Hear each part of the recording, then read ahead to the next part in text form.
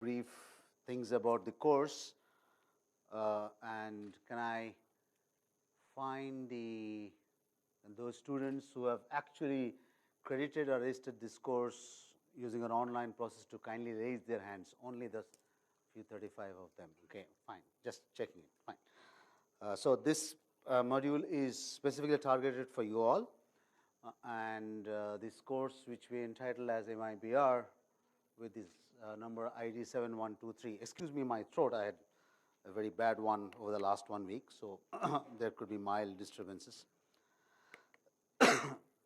Yeah. So if I'm not wrong, probably 5 or 6 modules is what this course consists of. It was conceived by Dr. Partha Mitra, one of the CCBI scientists, in consultation with the director and our ex-head of the department.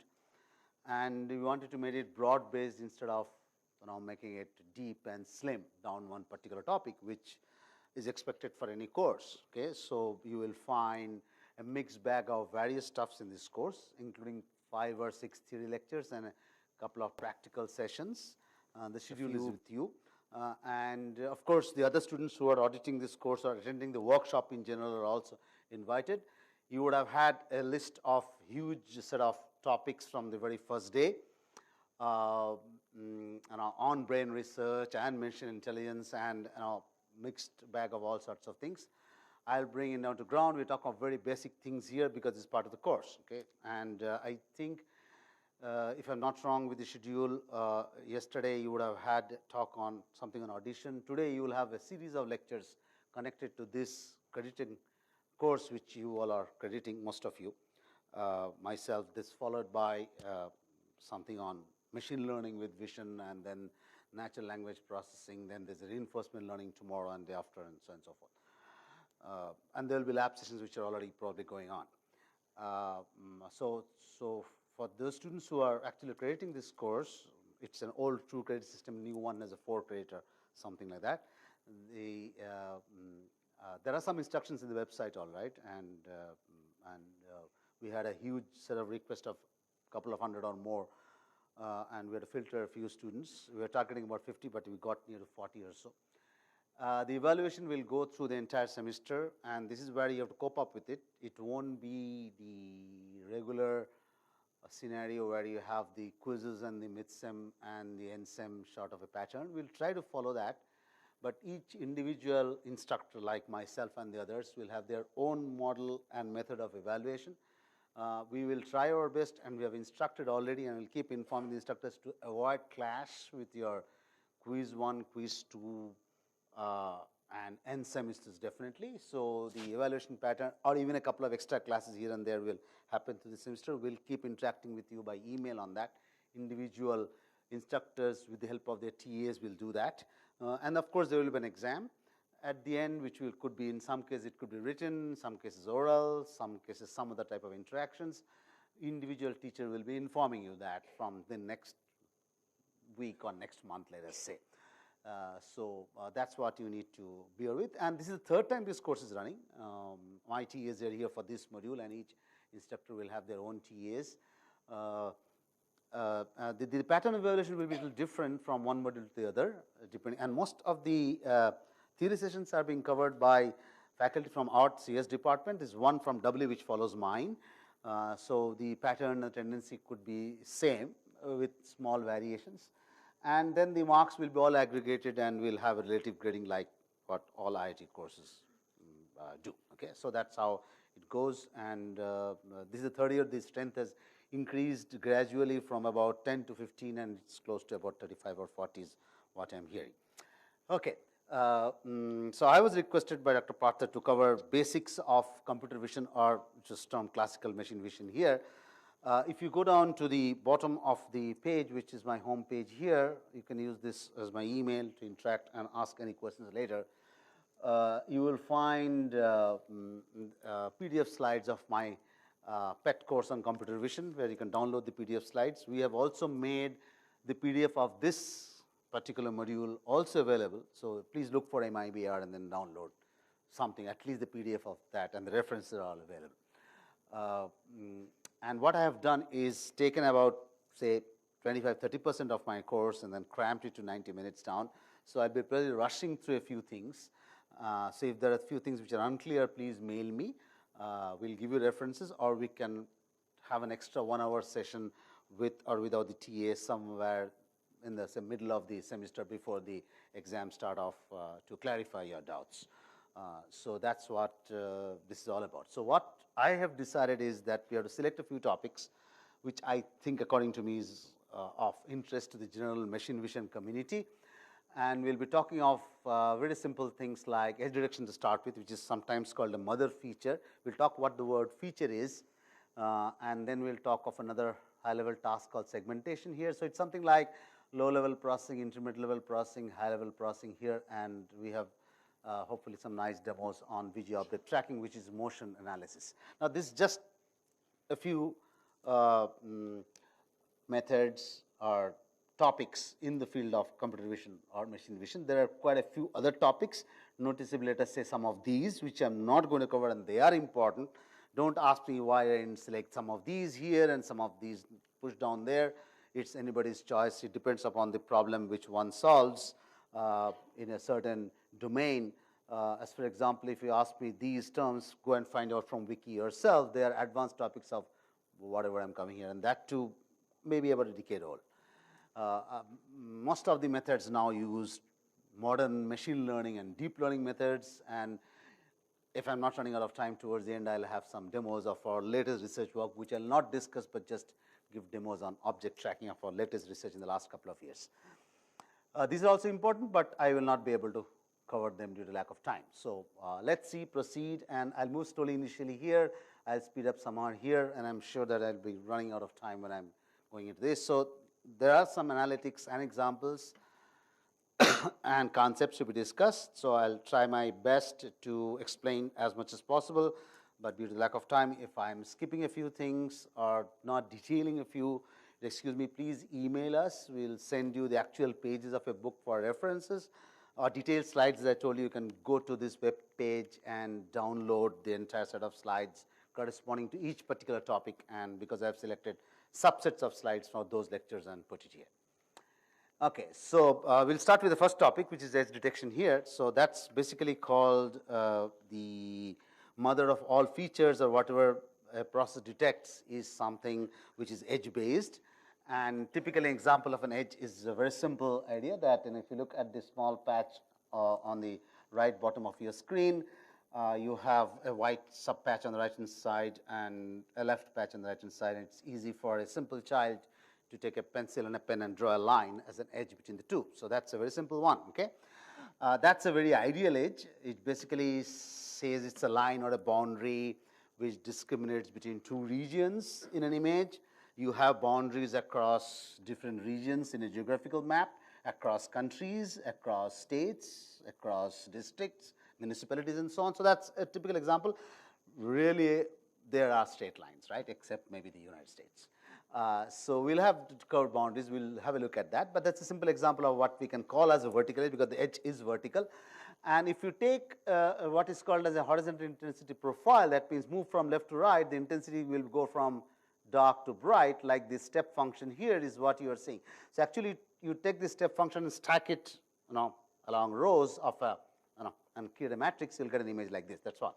So any row of this will give you a profile like that. That's a very ideal edge. It doesn't occur at all almost in any image, because images are real systems and these are virtual ones. Typically, an edge will appear something like that. But still, using this or even a worse version of this, we'll see that we should be able to detect this point where there is a break from low to high, or even high to low. Depends upon, you could go from dark to bright or bright to darker region, and that's how. Okay, so this is the typical definition from standard books. It's a boundary between two regions, and the gray level properties on the either side should be same. So whatever is happening on the left should be different from what's happening on the right. If you take boundaries across different states, there are political boundaries, geopolitical boundaries, social boundaries, and all that. If you take anything starting from food, clothes habits to the latest controversial parts of religion, stuff like that, you can draw all sorts of boundaries across different regions. But we expect that when you are in a particular region, they are uniform and homogeneous. Okay, so if you take all the pixels on the left hand side here, they are more or less black, if not all black, exactly like that. Okay, we'll look at an example of an image and how an edge looks like. Okay, and when you move to the right hand side, you also have the same. And this, what's happening on the left, is very different from what's on the right. Okay, so that's what is.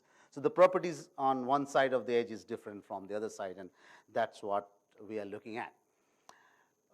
We'll see that we need mathematics, because when a function changes from low to high, high to low, you can actually look at something like a derivative of a function, or a gradient as it is called. Okay, you would have heard the topic steepest descent and stochastic gradient descent and all that through deep learning, so please don't confuse. Well, in mathematical sense, it's basically the same, but assume you have a simple function, you can always take a derivative, assuming that there's some sort of continuity here, not like a discontinuous function at this particular point, then because mathematicians will start jumping at what's going to happen here, where the derivative almost goes to infinity. So ignoring those points, so we can talk of two things at least. What's the amount of change?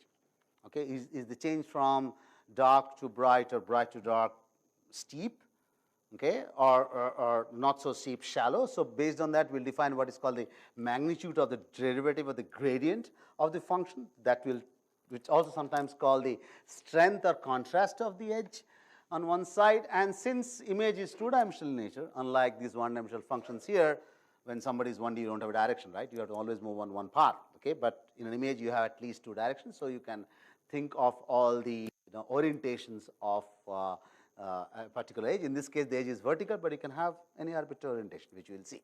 So these are the two attributes of an edge, which we call the magnitude and the direction. It's like a two-day vector in simple mathematics. You have the magnitude and orientation, or you can project it along two directions, Vx and Vy, and say that these are the two components along x and y direction. So either way, you can use any one of these for representation of the edge. Okay, so those are the two attributes used to define that. These are very simple functions. This is some of these which are very trivial. I'll probably skip, because you can look back and find out these are traditional finite differences in 1D, and if this arbitrary function f of x versus x, this small f is same as capital F. Please excuse me for small amount of typos here and there. Okay, and you can take the difference between any of these 2 points, and then just take the derivative difference like that in 1D, either here or that. Any one of these two are fine. And for the time being, assume that this dx quantity at the denominator is equal to 1, because you talk of intensity across pixels, and pixel coordinates the shift by just 1 unit. Okay, so that's what we assume. So both dx and dx square both are equal to 1. Okay, so ignore the denominator term. Okay, so that's the first derivative. You can also look at what is called the second derivative, the difference of two first derivatives, and you can easily define this from these two functions. I'll leave it to you. You can do it yourself, because you would have done basic mathematics, at least in engineering or science, and using this, so you can define both first and second derivative. You could ask me a question, why not move another one? Just hold on. For the timing, we'll not discuss that here. Not necessary for the timing, that's what we assume here, but there are certain cases of, I won't say edge operators, but certain type of descriptors, which we'll talk next after edge, which uses more than the second derivative also, but not necessary for this. And first derivative actually gives the magnitude. Well, its sign will also might dictate whether you're changing from black to white or the reverse. But we'll also see that why this second derivative is also very important, because that will actually help you to define another important property of an edge, which is not probably coming out at this point, magnitude and direction. It doesn't talk about the location of the edge, which is very important. And for localization, we'll see how the second derivative plays a very important role. So these are very simple mathematics. Well, I must tell you that traditional even edge operators don't use such simple functions, because the problem is that with such small differences, if the image pixels has noise and other artifacts, the properties of the edge don't come out very well. So there are better operators which do that. I mean, you don't compute the edge like this, although it's possible theoretically to compute gradients using this type of functions. Okay, so I take this image, which is a very large image, and it has been used in many movies in both Hollywood and Bollywood. Take me further. This is a place in Venice. St. Marcus Square is inside that, which was probably had some problem of floods recently, if I'm not wrong, with and several times the whole city was actually flooded, and instead of buses, you have boats which move around. But St. Marcus Square is a place for tourists, and there are some catastrophe which happened this particular year. That's inside that building. But this tower is very synonymous with that. You can see the one. Okay, so I'll use this image. So use this image. There are other images which you'll also see examples. But, this has quite a few vertical edges. It has a few horizontal ones also. So there are this very upright bars and means will give edges, and it has some inclined features as well here and there at the bottom. Okay, so let's look some examples. So this is the gray level. So we will not work on color. We'll look at only gray level pixels. This is a black and white version of this one which you just saw. And what you are seeing to the next of them are what are called the horizontal derivative using something like this, not exactly. Intention was to take the horizontal derivative along the x direction. So you see all the vertical edges here, and those vertical edges corresponding to change in directions of the intensity from left to right, they won't be available on the right hand side, which is actually computing vertical derivative. Okay, so it's basically meaning that this center image is computing horizontal derivative from left to right or right to left, doesn't matter. And the last one is computing a vertical derivative along the top to bottom or bottom to top, and that gives you the horizontal edges. Okay, these horizontal edges, you can see they are not present here because you're not computing them. And all these, can you control those machines, please? And the vertical ones are more or less absent here. Can everybody switch off or keep your mobile silent for the sake of others? Thank you. Yeah. So as I told you that an edge has two components. We talked of these two components as magnitude of a vector and orientation. You can also project them along the two orthogonal components x and y, and these are my two components. So once you have the x and y components of a vector, you can just compute its magnitude and orientation by a simple calculation, which we'll probably see in the same slide. If I don't show, it's fine. Now, of course, I've been talking about vertical edges here, which are absent in this component, because this equation is almost used. I must tell you that exactly this equation is not used here. What's used here to get the edge, we'll come to that in a moment. But I'm saying that conceptually, this expression indicates my vertical derivative along the y direction, which is giving horizontal edges. Okay, and this figure is computing the horizontal derivative and giving you vertical edges. Okay.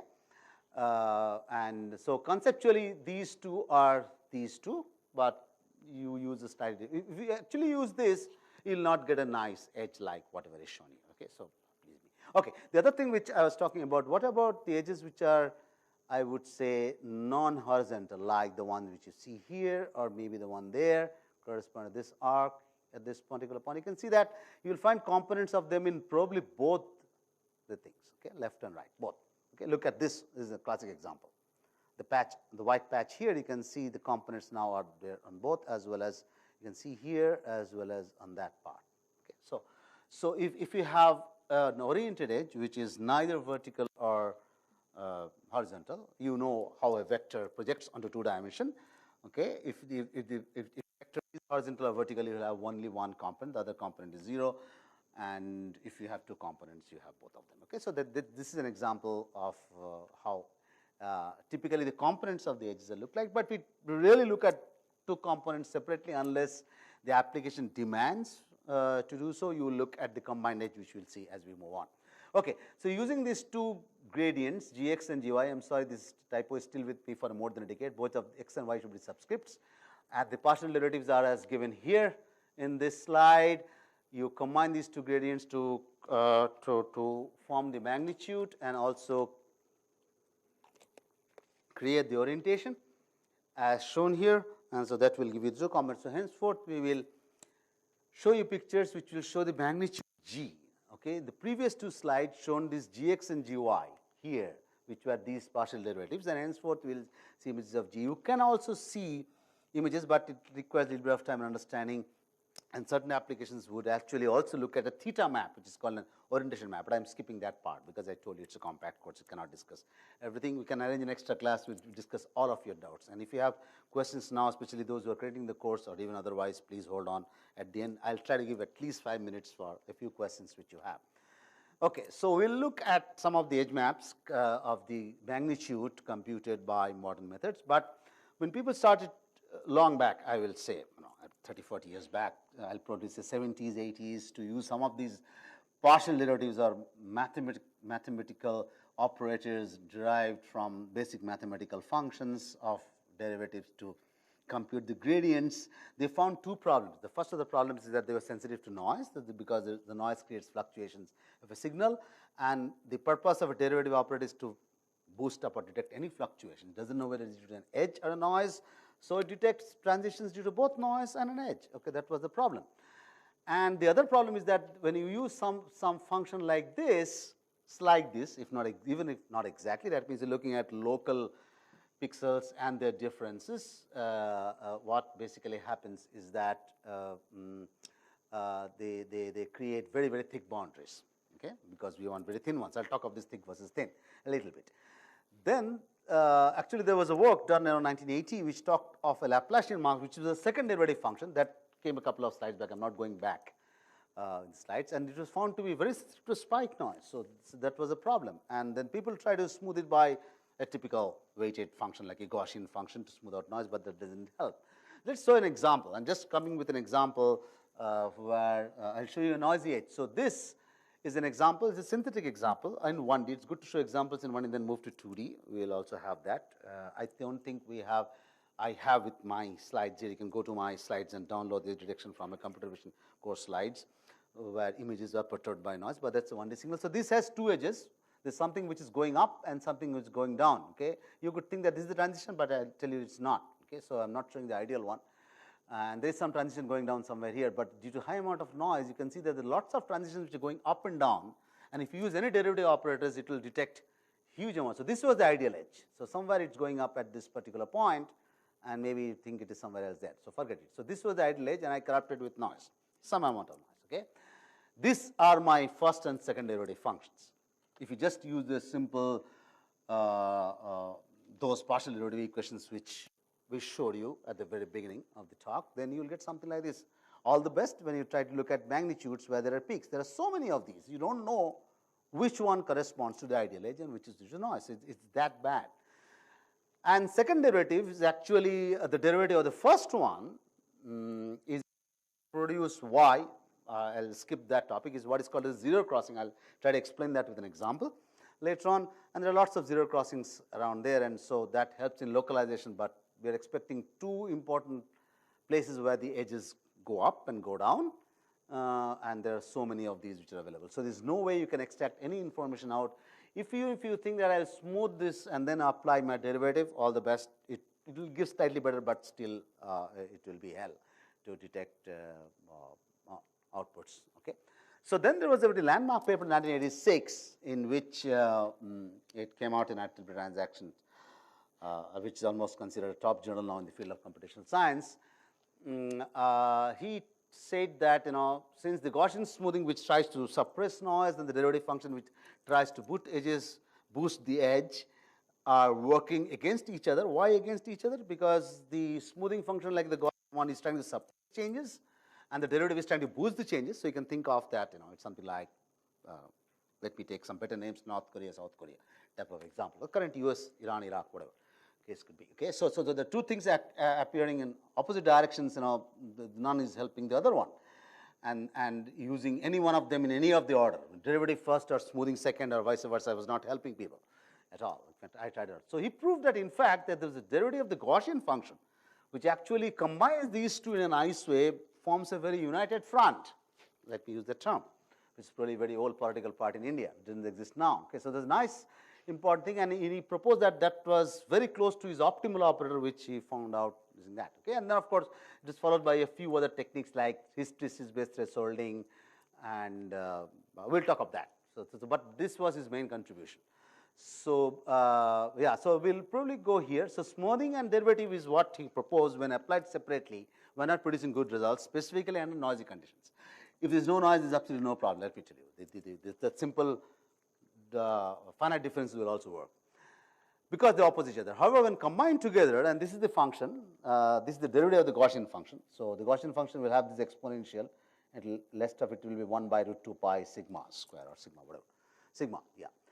So if it is the derivative of that along x or y is the function, we'll see the nature of this function as well. And so, well, I told you that most of my slides will have a combination of mathematics and illustrations and a few talks, blah, blah, like this. So get used to it. So I leave it for derivation for those who are creating this course from the Gaussian function. Both in 1D and 2D, it's possible to do that. And the algorithm said that if you use the del g, which is this function, which is gives the same expression which is on the previous slide, except ignore the word subscript 2 here. Okay, there was subscript. There's no subscript here. There's subscript, so just ignore that part. And if you have the derivative of this and convolve with the function and find out where it reaches the maximum, and do a logical AND wherever what is called as the Laplacian of the Gaussian, del square is the second derivative of the Gaussian when it's convolved with f. This was proposed actually in 1980 by David Marr from MIT. Father of vision, we have one of the CCBR scientists also from MIT here. You would have heard him on the very first day itself. So this was already there, but this was not there. And the most important part was what is suggested was that do a logical AND of both of these, and we'll see that how it works magically. So and that produced no. And this is the expression in the polar coordinate form of the Laplacian of the Gaussian. Again, for those who are creating the course, any expression which is not given as derivation in the slide are potential questions in examinations for you, and I'll leave it to you to derive this.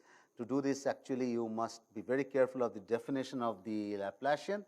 Okay, it is not double derivative with respect to R. Laplacian has a standard definition in Cartesian coordinate form. It is actually del square by del x square plus del square by del y square. So use that classical definition in Cartesian coordinate form, move back to polar coordinate form, and you'll get this.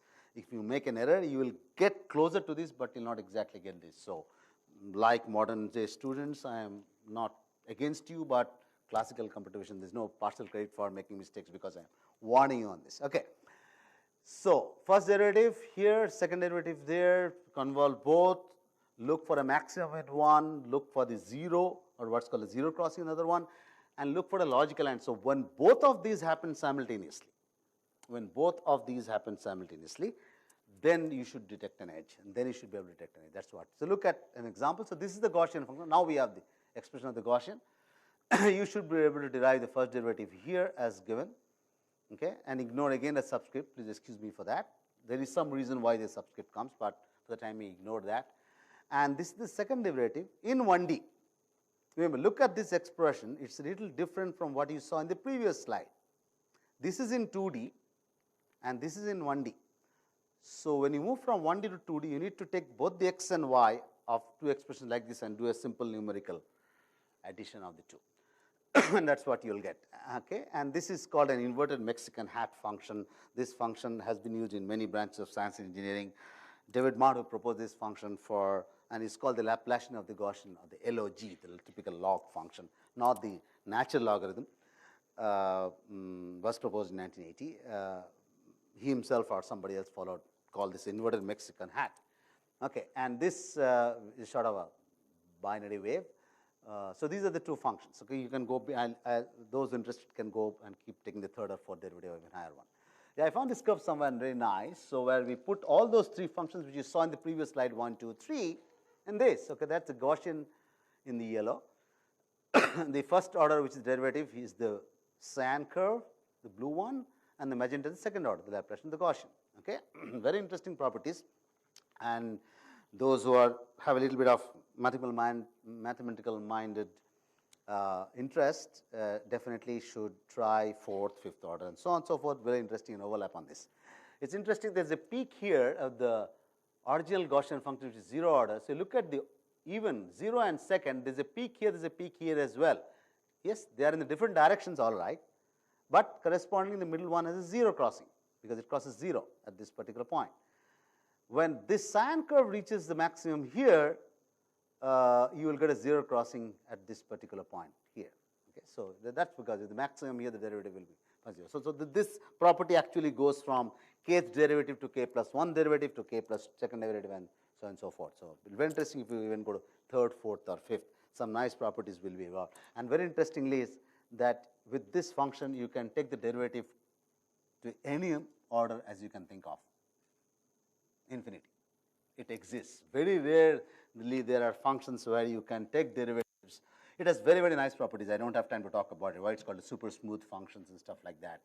The Gaussian function is used in many branches of science and engineering, starting from electrics, communication engineering to machine learning. That you don't ask me, but from the point of view of pure mathematics, it has nice important properties. And one of the things which we will not be exploiting here, but a little bit of it's coming here, is that you can keep on taking the derivatives, third, fourth, fifth, hundreds, thousand, it won't vanish. It won't vanish, and each derivative will have, nth derivative will have n nice properties. Okay?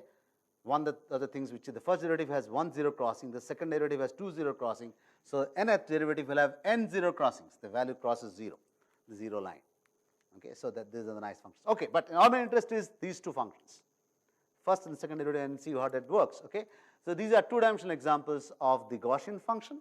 It's also called a Bell function, which you find in temples and churches and other places, and many other sites. The first derivative here and the second derivative at the bottom. So this is second derivative along one direction, but if you take it along the traditional Laplacian of the Gaussian, you will get this inverted Mexican hat, where it looks like a vortex flow in the field of fluid dynamics.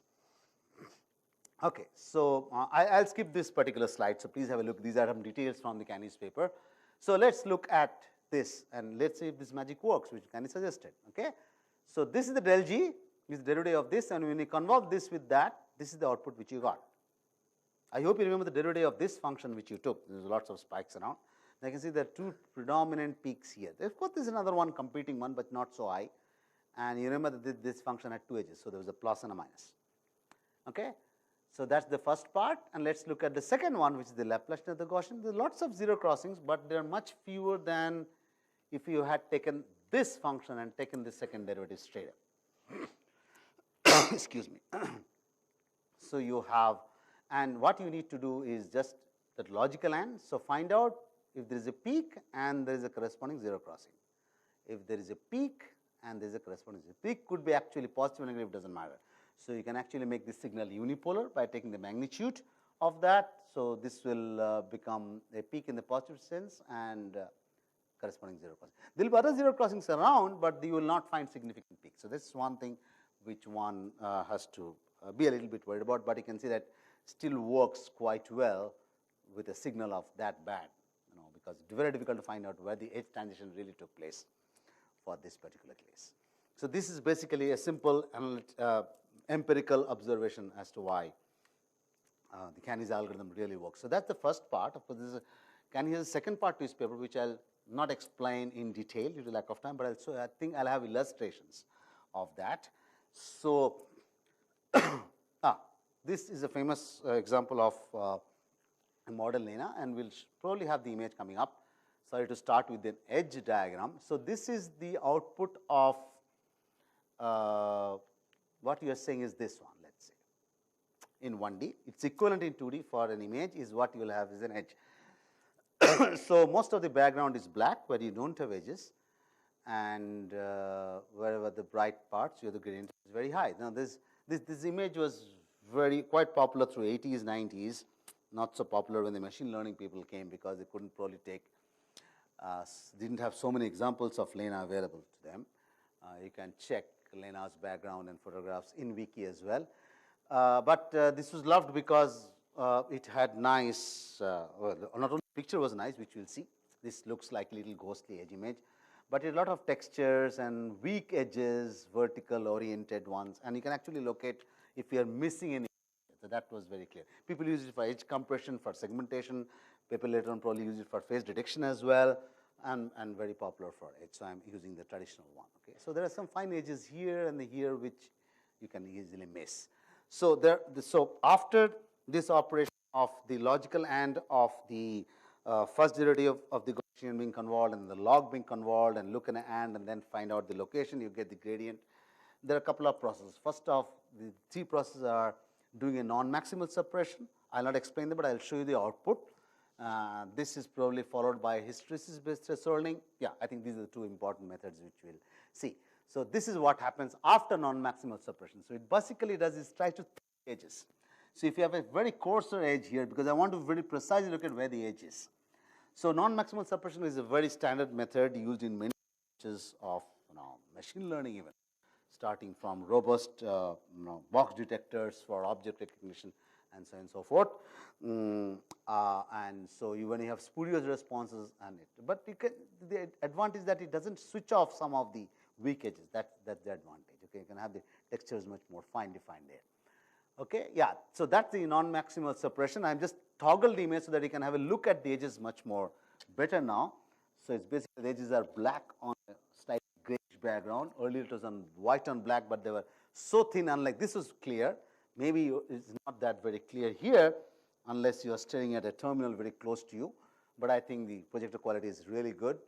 But this is what you can see. So this is after. So you can see the fine edges on the hat, near to her face, and if you have good eyes, near her shoulder, etc., and stuff like that. And similar. So those have to be thrown out. Now, all of these edges are not important. You require the very prominent edges. So that passes through what is called as hysteresis-based thresholding. So basically, it does something like that here. That process works on an image like that and creates an image. So there are variants of the algorithm of this. So this is the final candy edge map, which MATLAB implementation of something. I don't know which algorithm was used to do that. So this is the final edge map, and this is the image. So I should have shown this. We started with the edge map of that, did non-maximal suppression, and I skipped this thresholding. So whatever I'm completely skipping, I'm keeping it out.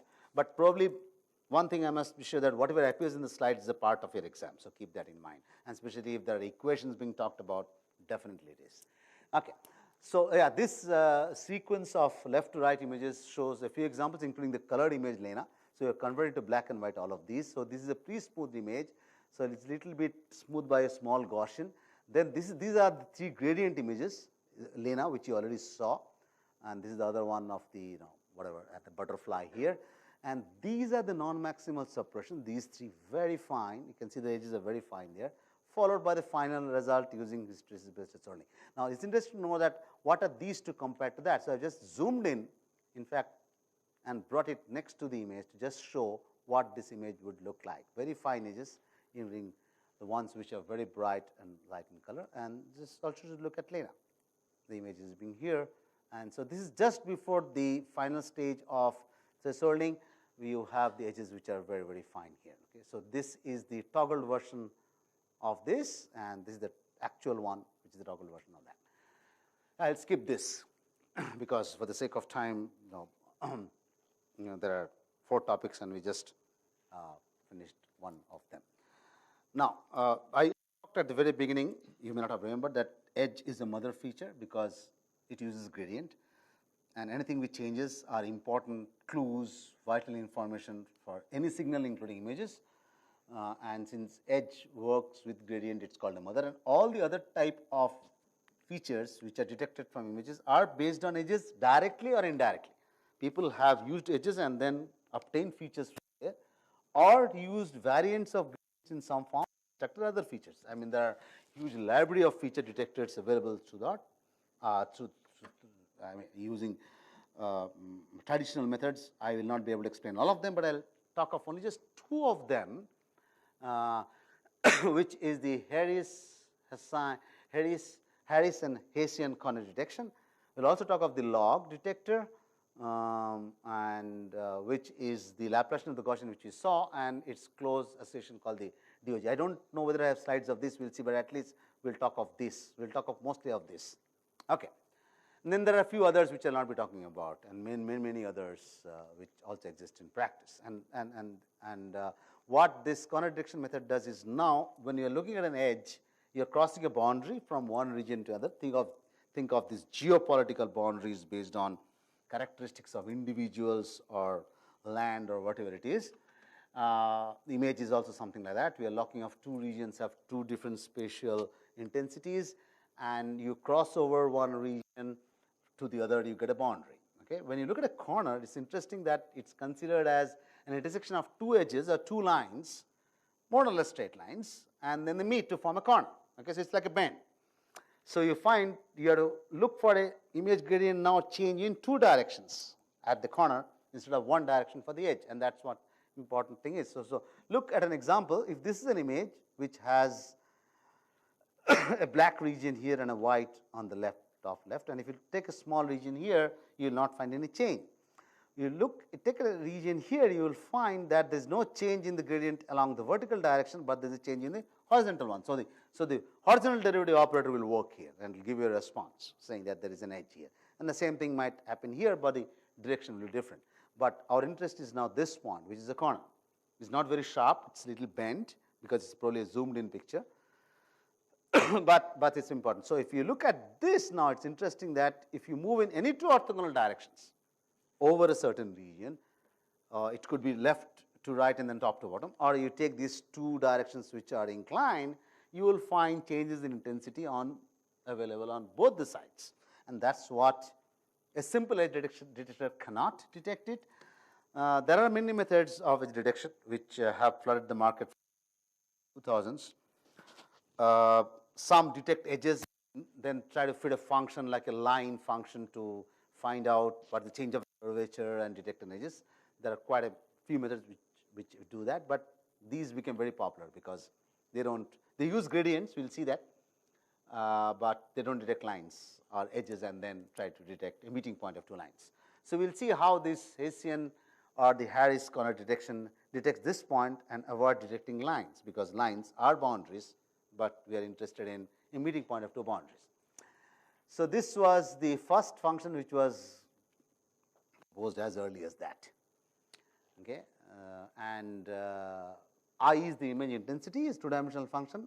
X is a vector, mind you, x and y. So don't think that this is a 1D function.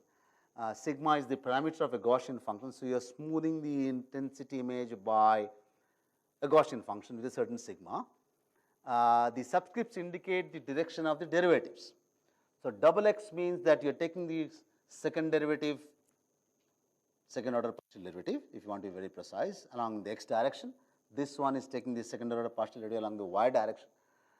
X and y are basically derivatives along both, so it's basically del x del y at the denominator. Okay, so I hope you understand. So all of these are second derivative operators, but this is taking both along x, both along y, and these two are along x and y, and x, y, and same as y, x. So okay, and you take the determinant of this, what is called as the Hessian. This is called the Hessian matrix, and it's very easy to write this from here. This is the determinant of that, and and you perform what is called a non-maximal suppression. This was done also in Canny. You saw an illustration of that. So please read about non-maximal suppression and find out where this determinant crosses a particular threshold value, theta. This theta is not in, just some threshold value. And you consider this considering points at higher neighbors is basically a part of non-maximal suppression. And so consider output of this operator which is high along its neighbors, and that too higher than the particular threshold, and if it happens, it's an edge. We'll see examples. So that was what Hessian was doing. That was this year. In 1987, these two guys brought in the concept of eigenvalues of a matrix, and they suggested that take this matrix, which is called a second moment autocorrelation, and look at this matrix now, which is different from the one which we saw earlier. So all these four quantities were second order partial derivatives, mind you, whereas let's move forward. These are square of first derivatives along the diagonal, and along the off diagonal terms you have product of two partial derivatives, x and y. So this matrix, be very careful, is not the same which is used in the Hessian one. A few things. This x is a vector, x and y. Sigma is the Gaussian parameter for the Gaussian function, which is usually used to smooth before you take the derivative. So it's doing something like the Canny. So this example here and this one is also doing something like the Canny, but it's not using the Canny algorithm for its detection, mind you. But the operation is similar to what we discussed in the Canny, the first part. Okay, first and second derivatives. Okay, then you again convolve with a very large Gaussian. This sigma tilde basically is almost twice the sigma here. Okay, so you are using one Gaussian to smooth image, compute its derivatives, in this case first derivative, compute this matrix, then take the entire map and convolve with a very, very large Gaussian, almost double the one. Okay, so that's what, and you get here this matrix. Okay, how does that help you? This is basically the operation. We say that basically the Gaussian sums, it basically creates a weighted sum of all the pixels around with corresponding weight. Okay, and so in some sense, what you are doing is a summation of this. So this C is written in this form, but this is what you do the computation one, and it's written in this form. This sigma indicates that you are doing a weighted sum, but weighted using the Gaussian function. Okay, you can see that these expressions inside the sigma are same as the one which are in this matrix, the second moment autocorrelation matrix. This is a symmetric matrix. Okay, eigenvalues should have certain nice properties. Check that. Linear algebra is a very significant part in both machine learning and vision as well. Eigenvalues of a symmetric matrix, you can look at Strang or just check in wiki. And you can obtain this by a method called a singular value decomposition. We'll send you mails about some prerequisites for this course in terms of the mathematical requirements. Not much of data structures, but I think more of mathematics.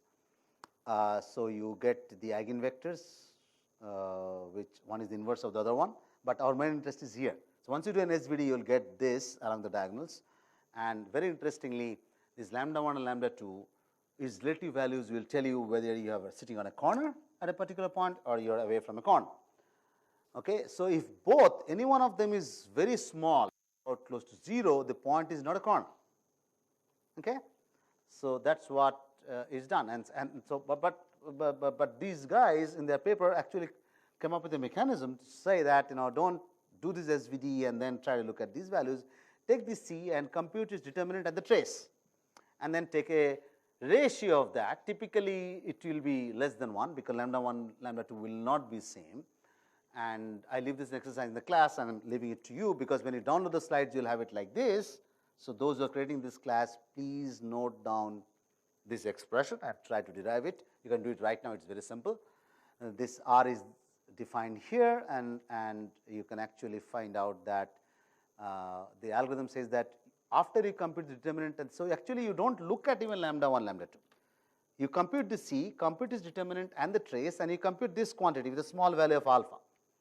And if this value crosses the threshold, the one which you had in Gaussian, you consider that as a corner. So I talked about eigenvalues all right, but the method says that you don't need to actually do the SVD and compute the lambda 1, lambda 2. That's also possible to do it, but this is what is recommended as an algorithm. Okay, so alpha is in the range, and it was experimentally verified that you need to keep somewhere in the middle of this range to have a good. And if this quantity exceeds certain value, you are at a corner. Okay, so let's look at an example to compare the two. This is your Harris, and this is your Gaussian. Sorry, the Gaussian has detected corners, but it has detected a few spurious points. I think this diagram is quite neat. If you look at this parts here, okay, I think they are much more better. Okay, so you can see that this is also good. This is computationally a little bit faster, but people use the Harris to detect what are called interesting feature points, because these localizations where two lines are meeting, typically they are corners and so forth. Good. So yeah, yeah, more than half of the point and two methods are covered. We have two tasks left. At least let me cover the third part, and I will skip the fourth part and maybe jump to the illustrations there. And whatever I'm skipping or again repeating or even rushing through, we can arrange for an extra hour maybe in a month's time. Not too late maybe. I'm traveling in the next couple of weeks, so we'll probably have it in February middle or so. Okay, so this is a third task, which is called segmentation of an image, and which basically says that these are the definitions. Let me skip. Let's look at examples and come back to this slide. So that's a typical example of what you mean by segmentation. So these are images, and the images has different regions. So we talked of earlier, when I talked of edges, boundaries between two regions, okay, separated by a line or a boundary, as you want to call it. Edge is what's traditionally called of. But now if you want to get those regions, in fact, not only the boundaries, then you talk of regions, sub-images, segments. These are terms which is used interchangeably in the field of image processing or vision. And you can see that these images are labeled with different colors or the boundaries coming out, and you have these two different colors and the boundary in between them. Well, it's not very precise, but it does the work. So what segmentation does is it tries to group pixels which have some similarity over that particular region, and it could be based on intensity, texture, spectral profiles in multidimensional cases, and there are much more elaborate systems. Modern systems use a lot of machine learning based methods to do that. We will not talk about those methods at all. Okay? So, we will talk of a method which is based on graphs. So, this is the only data structure. So, people who are not from computer science background or maybe otherwise as well may not have exposure to a data structure called graphs. So, please have a look at it yourself. I should have mailed you with the requirements, but even if you do not know, we will define that in very simple terms here. Just look at definitions from a formal data structure. Mail us. We will give you references, or you can check from wiki itself. So, you construct a graph of an image and then cut the graph to create partitions of the image, and that is why it is called the graph cut. So, formally it is basically cut, and we will see that the degree of dissimilarity between two regions will be given by these two pieces computed by the total weight of the edges which are basically cut through. Okay, so, you have two disjoint sets and removing the edges connecting the two parts. So, we will see. So, let us take an example. We will come back to this. That is an example of graph. Let me see this example and then come back to the previous slide. Okay, so, let us take this image. There is a bright region to the left and a dark region to the right, and if I was directing an edge in the middle, I would have got something in the middle, but here I am interested in two regions. So, I will want to group the pixels on the left hand side which are bright together under one group, and the ones which are on the right are dark to be grouped under another one. Okay. So, you construct a graph by taking each pixel as a node, okay, as a point, okay, which is called a node of a graph, and say there are about how many 6 cross 7 or whatever 6 cross 6 pixels in a very simple case, although the number of pixels could be few tens of them at least here. But just for the sake of simplicity, we will do this. We will take, so these yellow blob points are called the nodes, and the nearby nodes are connected by what are called, you don't call them arcs, you call them edges, not the edge which we talked about. Okay. So, you have edge connecting the two nodes of a graph, and the weights, and there is a weight for each individual edge, okay, and the weight expression of that weight wij, which connects node I with node j. Remember, all nodes are not connected. You may connect nearby nodes even across like this here, but you do not connect typically a node from here to a very far point there. So, so typically you do not use fully connected graph. That means you may have, it exponentially grows. Okay, that means each node may not be connected to all the n minus 1 nodes if there are n nodes. So, you basically connect locally nearby ones. Okay. And then you assign a weight for each node in such a manner that if this pairing of nodes are belonging to similar pixels, I will have a large weight like the ones which are here, the ones which are here, and the ones which are here. And you can see that the thickness of this is much larger compared to the thickness here, or the ones which are here, as you can see, because these two nodes belong to two different regions. They have two different intensities, and I must put a weight which will tell me that these pixels are dissimilar. Okay? So, I will assign a less weight to the edges which connect pixels belong to two different regions or have two different intensities. So, you can see all these, especially look at these ones, they are very thick edges, the ones which are here, they are thick here, not this one. This is thick, that is thick, but these are ones which are very, very thinner ones. So, this is an expression which is actually a product of two exponential Gaussians, which basically consider the numerator here, that if this value grows to 0, this value will be reaching 1. You have seen how the Gaussian function behaves. And the same thing here, these are just x positions of the two pixels, if they are close by, this value will be also very less. So, you are multiplying two exponentials with their arguments which are near to 0. So, you are almost multiplying two values which are close to 1. So, that gives you a large value, and this is happening if the pixels are very close by. If the pixels are farther away, you straight away put the wij value to a very low value, which is 0.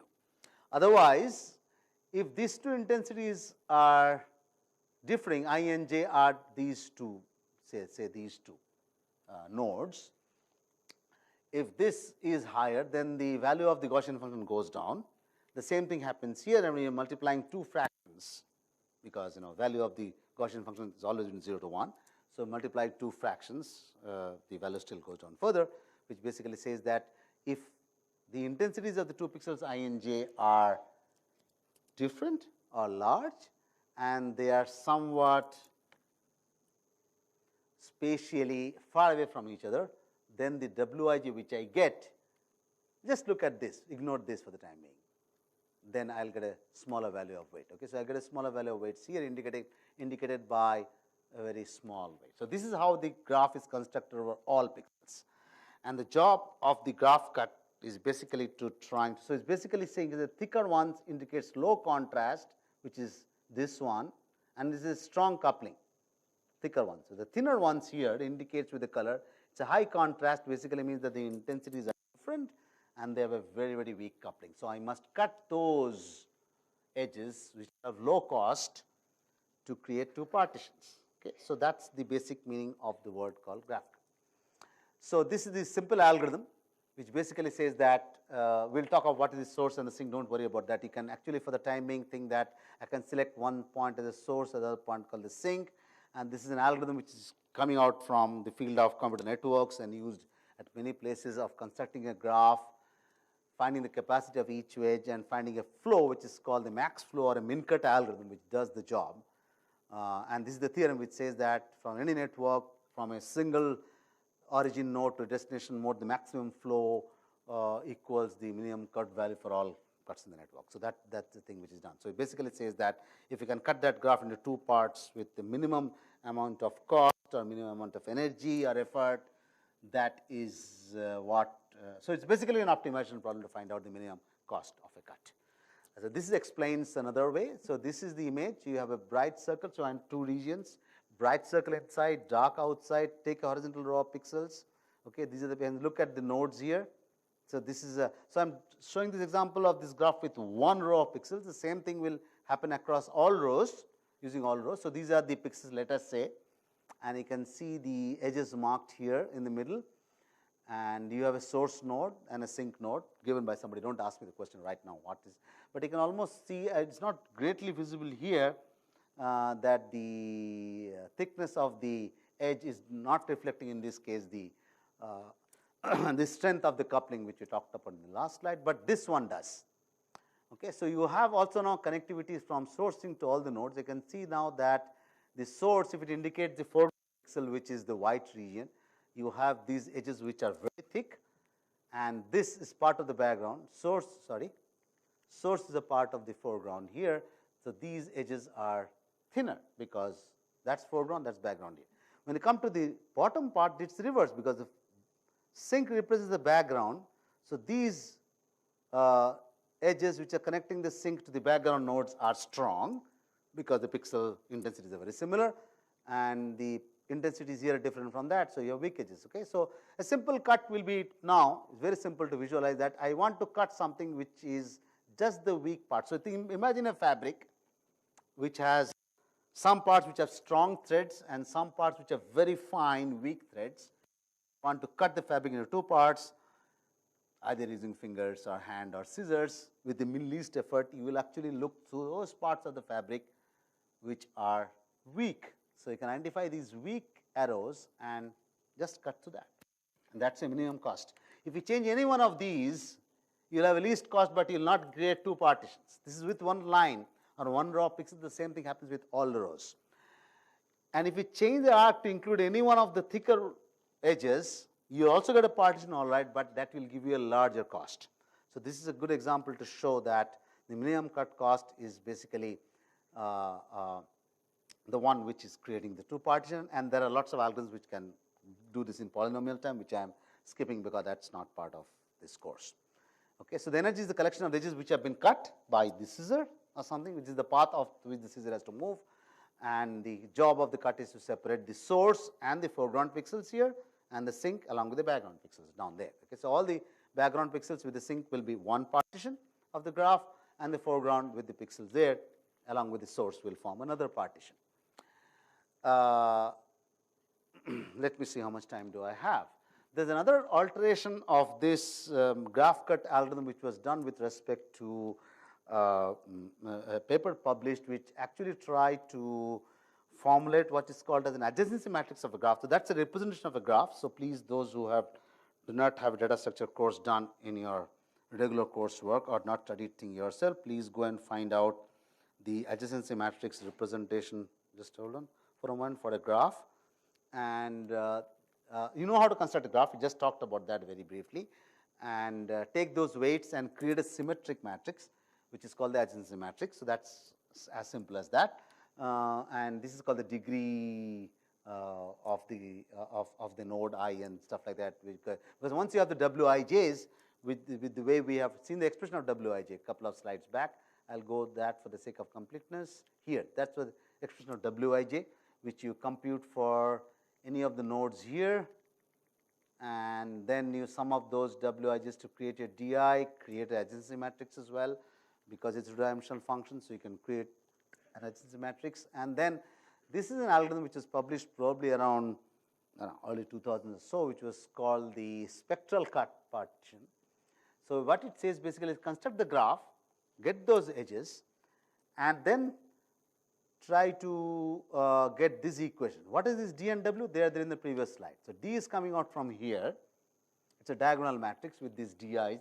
The diagonal of the matrix will be coming up, will be formulated using this expression, where the adjacency matrix W will be formulated using this, and that will help you do this. Okay, so this is typically a standard eigenvalue problem.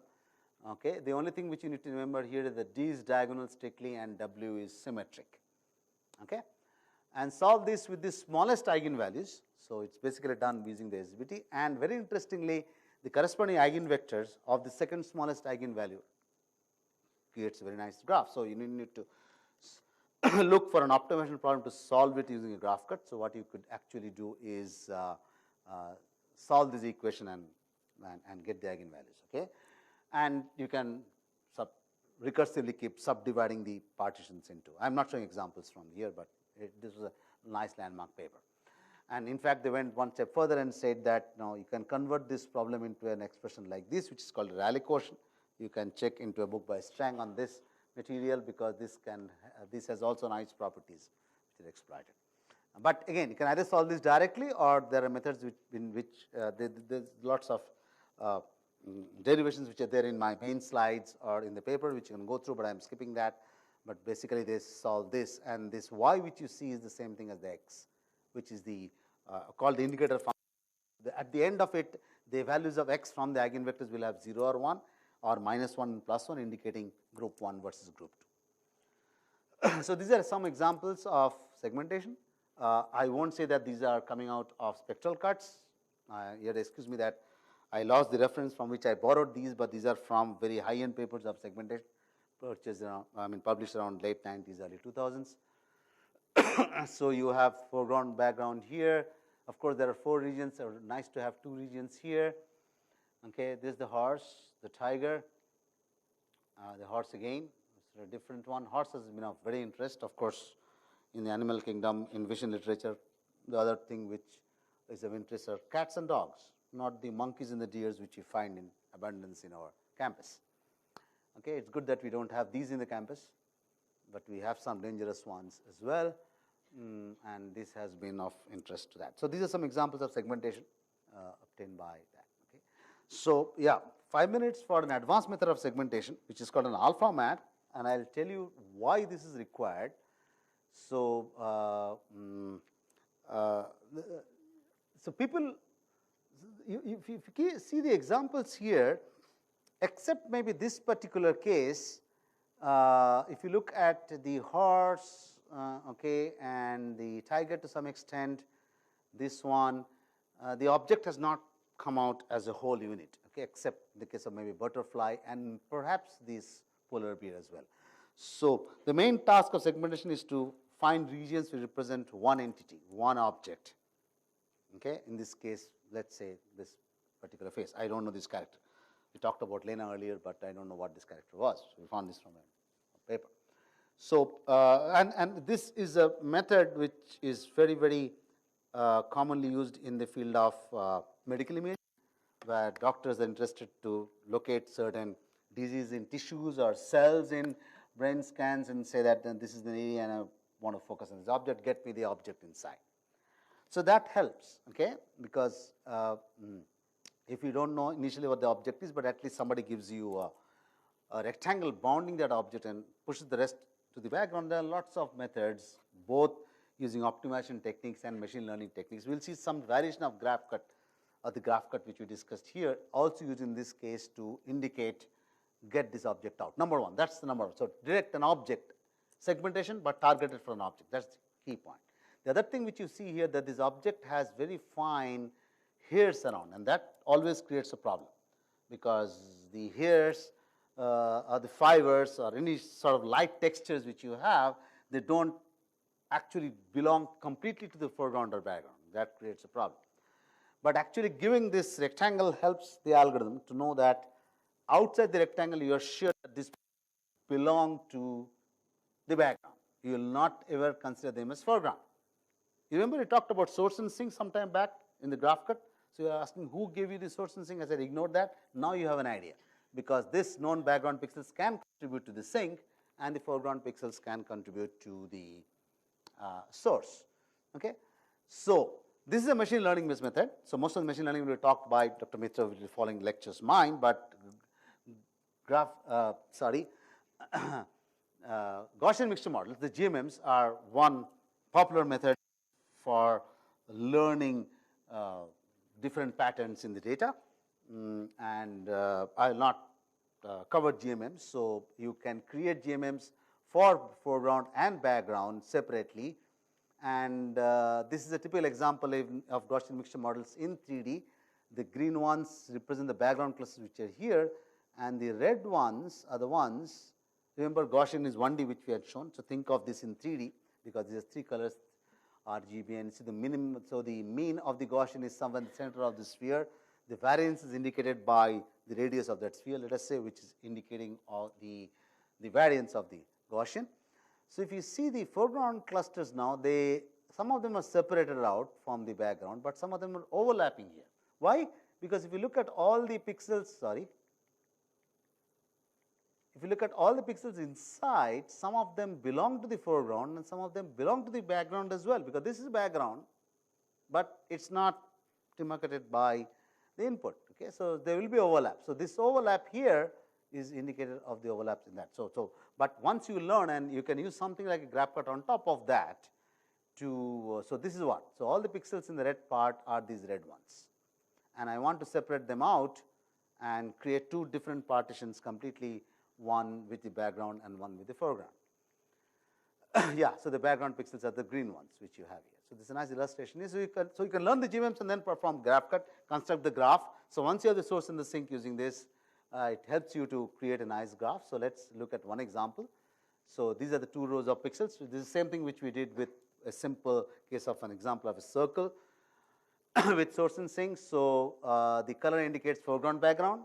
So, you have a source and a sink, because these are now defined, and then you construct your nodes. Okay. You can see the thickness here, background, background. So, these are thick, background, foreground. So, these are very thin edges. The reverse here, foreground with respect to foreground. So, they are very thin here, foreground to background. They are thick inside and thin outside. Okay. So, that to do the graph cut, very simple, just cut through it, same principle.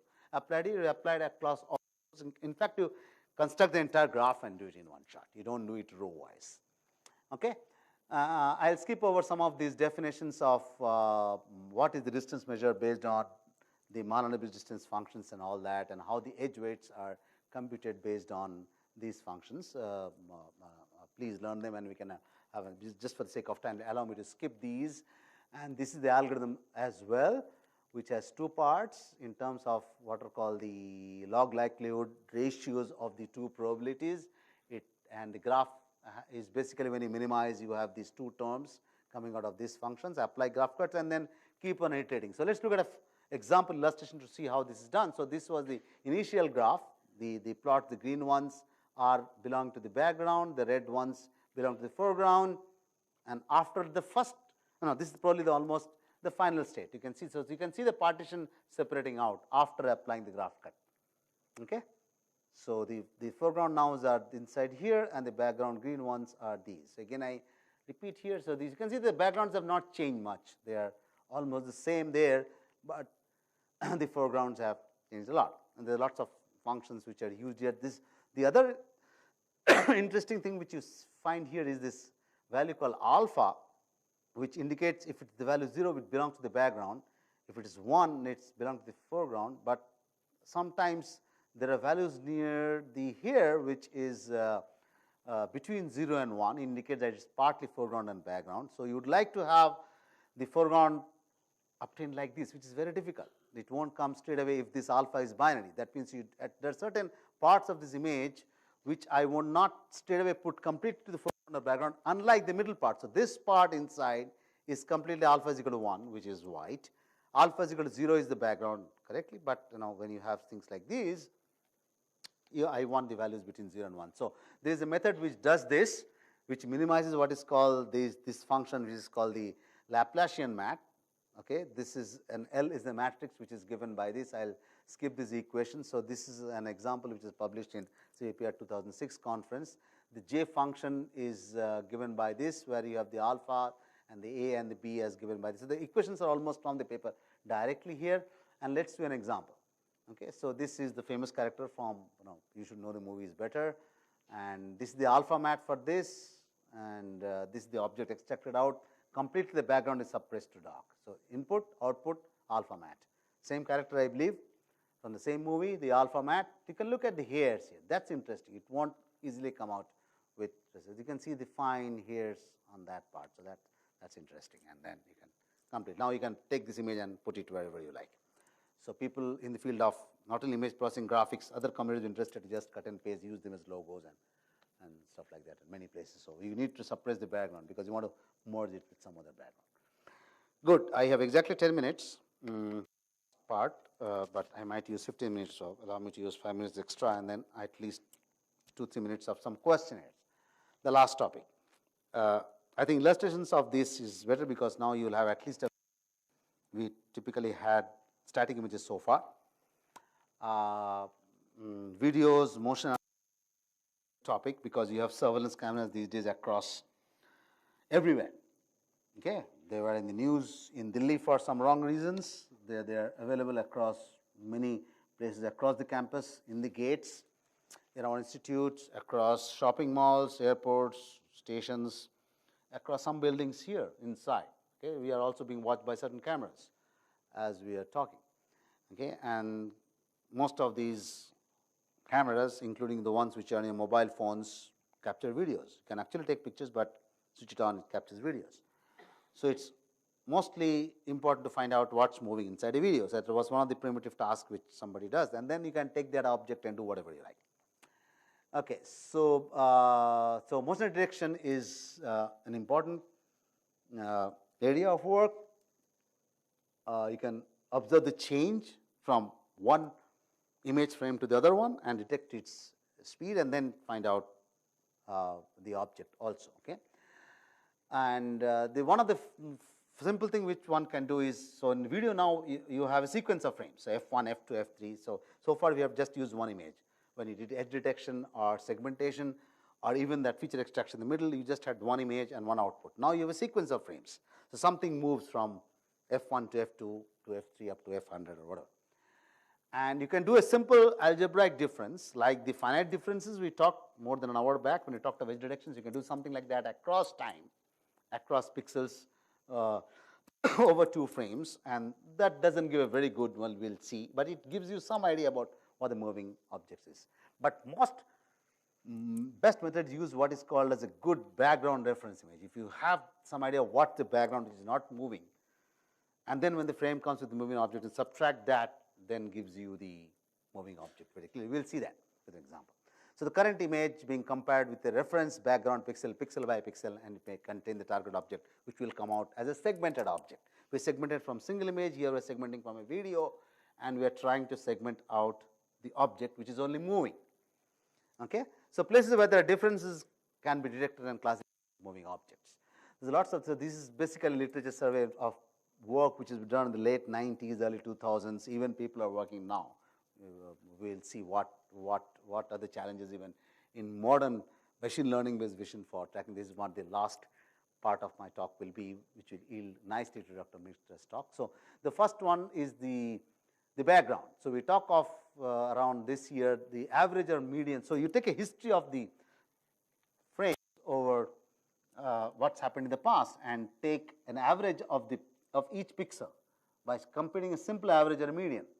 Okay. Now, it's quite time consuming to do this, but what people surpend this by saying that I don't need to keep the memory of everything, I'll just keep an average and keep on increment the average, or what is called as a moving average or running average using an AMF filter. So, this is done by some small value of alpha. So, you have very large weight here for what's the current background, and when a new frame has come, BI, you just add a small part of that to here to update the background. So, that's what it's done, and we will see that what this approximate median filtering does with respect to the simple averaging one. Then, this is the third method which classically people used, is called again the Gaussian mixture models, which we use for segmentation. So, it's now used for tracking as well.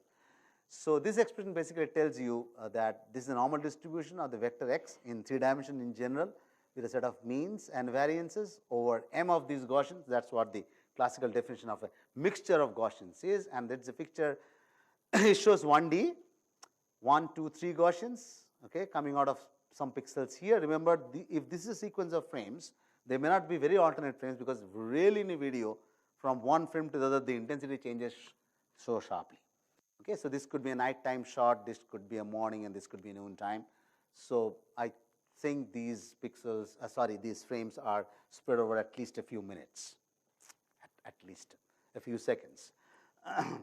2 minutes, seconds, the brightness doesn't change much. But what it basically says that if I take pixels around this, not only the area, but across the time, I'll get a Gaussian around this, which is at a low intensity.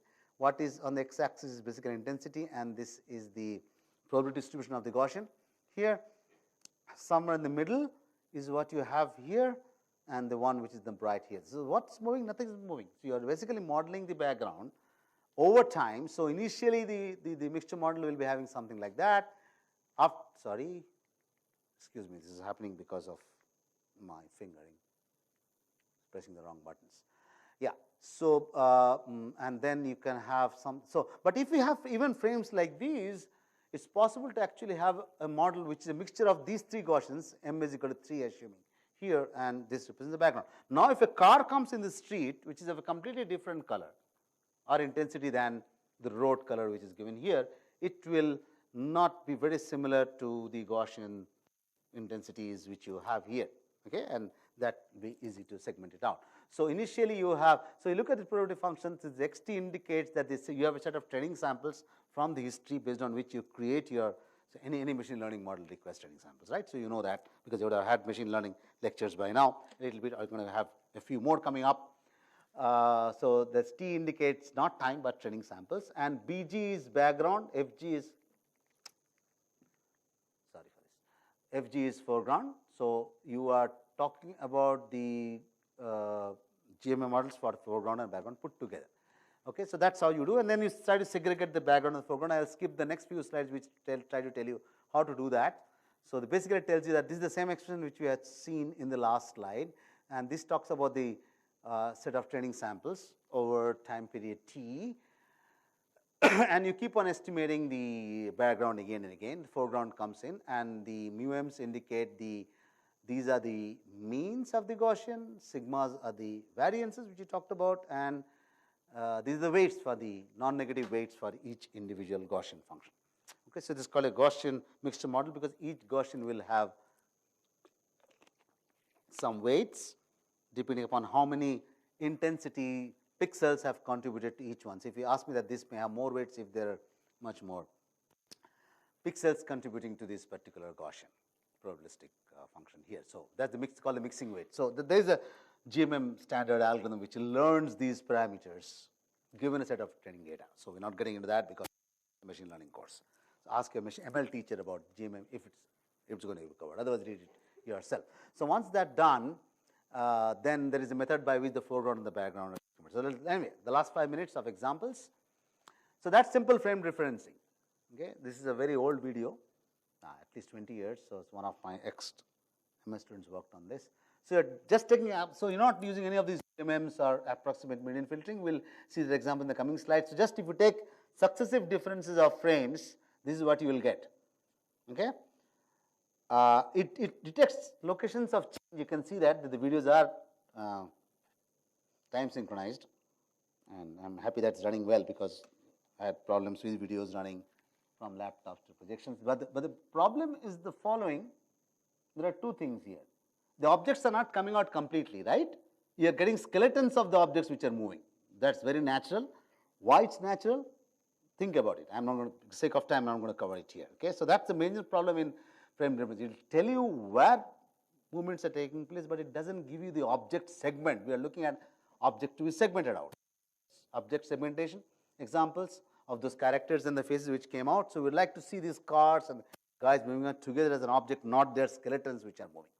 Okay, so the foreground mask for the frame differencing has this problem. Okay, I hope you understand. Now let's look at the next one, which is approximate median filtering. It looks at the weight, it looks at the history, and then subtract the current one. Now you probably have the objects which are moving out, number one. Okay, now you can see that the objects are coming out as a whole. It's much better than the silhouette or skeleton of the object which is going there. But along with that, there are a couple of things which you must notice, which is annoying for the what is called the AMF filtering. First of all, when something is moving, it leaves a trail. Let's watch this. Look at the trail. Okay, Halley's Comet, meteoroids. Some of you have seen, at least watch them in movies. Okay, or go to YouTube and type meteoroids running in space. You can see the trail. That's very annoying, right? That's because it's not updating itself when the object moves. It takes time, and that's what's causing the annoying problem, number one. Number two, there's a little bit of background. The trees are swaying due to some maybe wind there. It's too sensitive to that. So any change, it immediately puts to the foreground, first of all. I want this tree to go to the background because it's static, because of a little bit of wind and so forth, and I don't know. So these are the two annoying artifacts. But the good thing is that compared to the frame differences, the object is coming out as a whole. When you saw the guys moving and the cars moving, so it's going. Annoying factors, the trail, okay, that big trail for anyone, and a little bit of annoying background. I didn't talk about this. This is the background model. You think this is a static one? Observe it carefully. If I had put music behind it, it could have actually been a part of a nice ghost story. You can see some ghostly artifacts, the background model, you can see coming and going. Okay, so some of these ghostly terror, horror movies, not terror, horror movies will be, now want to go back in our days, something, go and look at Ghostbusters and stuff like that. Okay, so you can see this nice max. Okay, so that's the background model which keeps updating with change, and it's not a static object anymore. So this is a background model updating with time, and because of this, it's causing this. Okay, that's MF. My time is almost up. Give me, just have demos. The nice visual. So let's go to the main one, which is the next, the GMM, sorry, or mixture of Gaussians or Gaussian mixture models. Now let's look at the output first. Well, it's not very clear. It seems that the object is more or less coming out, You look at the guys moving. The object which are coming out more or less quite good, although may not be as good as the previous ones. So the test comes with one advantage and one disadvantage. The first advantage is that it doesn't have the trail. We talked of the trail, remember in the previous one? We'll go back. Hang on for a moment. Oops. Just hang on for a moment. Just give me a moment. This, I shouldn't have done that because it's a little bit annoying when it comes to these videos. Okay. I'll be back in a moment. Yeah. So we solved this annoying fact about this trail of whatever and the background. So these two negative facts you will not see in the next one. Very, very little bit of it is there, but not that much. And the trail has vanished. That's good. The objects are more or less coming out, although it's not as great as the approximate median filtering. Look at this guy, it's fine. And this flare because of the change in the sudden change in brightness. So it's too sensitive actually to sudden changes, but it has removed two of the drawbacks. So there are some positives, some negatives. People use a mixture of this MOG and the AMF, and mixture of the Gaussian's MOG and the AMF with the approximate median filtering, and there are some better variants of that to check it out. Okay, let's move to the next one. Yeah, just to show the comparison. Now you can. I'll leave it for a minute to see the trail and the annoying background movement of the trees. You can see the tree does move a little bit due to the wind. Don't ask me which place is this. I talked about. I'm always interested. The Venice I talked about. Yeah, I don't think this is our country. So it must be somewhere in the US or Europe. And so the objects are good here, but the annoying fact is the trail and the background movement of the trees. That's much less here compared to that. And the trail is vanished. But the objects don't seem to, look at the bright white objects. Yeah, the bright car has moved, all right. Yeah, look at it. So anything which is white is moving quite well. Dark objects will be dark anyway. So in some sense, this is a little better, except those, look at these flares coming up because probably the change in the sensor pattern. Okay, so the AMF does a fairly nice job in some of these cases.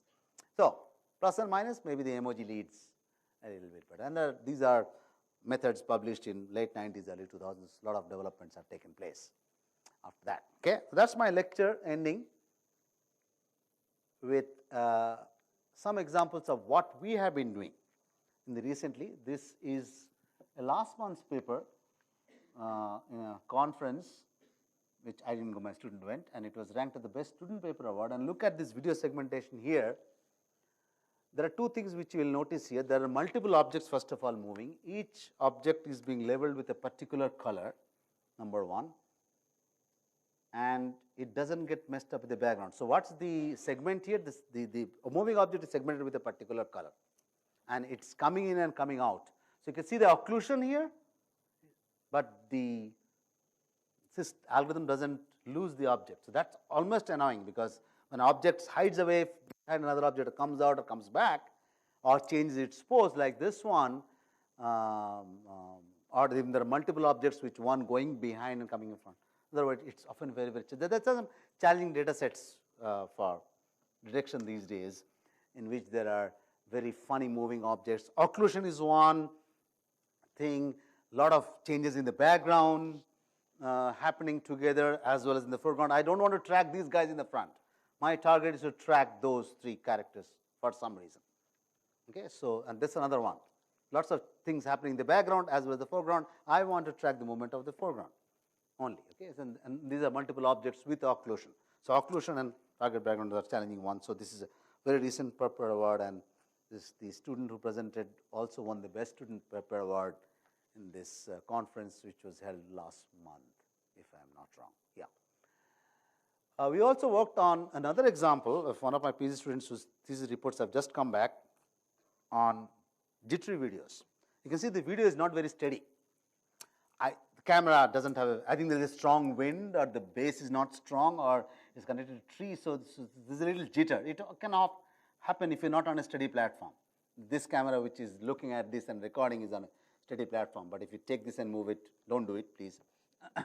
Just because I'm asking you, it'll create this. Okay, so that's our method outputs. You can see the foreground engine or the train being labeled as a white patch. This is our work, which got published in 17, and it was better beating some of the top papers in 13 and 14, CVPR, ICCV, and PAMI. This work we actually finished in 15. The review took about a year in 16 and got published in 17. So sometimes journal publications really take a long time. I repeat again. So we were able to beat 13 and 14 work by 15 or 16. I think by 15 we were able to get this result. The results of the reviews this was in an Elsevier journal. Took about a year to go through to 16, and it was in the press and it got published in early 17. So this is based on not machine learning. It's basically almost based on optimization. It's unsupervised method. The previous one, I think again I have to be a little careful.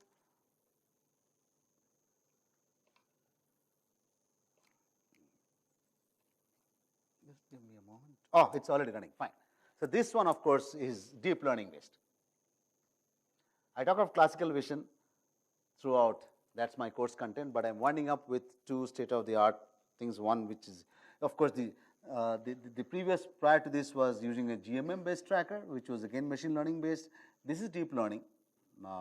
It combines a variant of graph cut in some sense. It's called a pixel graph combined with deep learning to get some of these results. And I found it very nice, so I put it here. okay, and the student would have definitely gone the paper out, not only based on technology, but some of these examples. Very nice. And then the next one is unsupervised.